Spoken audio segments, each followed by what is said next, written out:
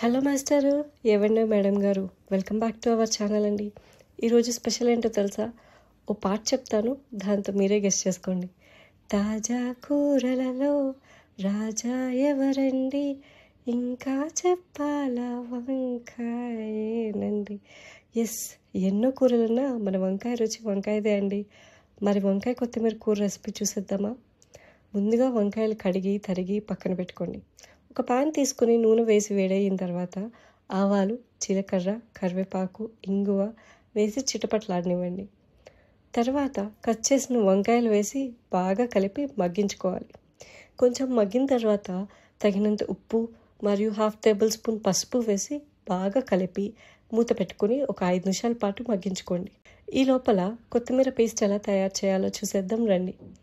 కొత్తిమీర కాడలతో సహా వేసి అలాగే అల్లం, పచ్చిమిర్చి, జీలకర్ర, 1/2 టేబుల్ స్పూన్ ఉప్పు, కొద్దిగా నీళ్లు వేసి మిక్సీలో మెత్తగా పేస్ట్ లాగా చేసుకోండి. ఇప్పుడు వంకాయ మగ్గిన తర్వాత ఈ తయారు చేసిన కొత్తిమీర పేస్ట్ వేసి ఒక 2 నిమిషాల పాటు మగ్గనివ్వండి. అంతే, మన రుచికరమైన వంకాయ కొత్తిమీర కూర రెడీ అండి. వేడి వేడి అన్నంతో తింటే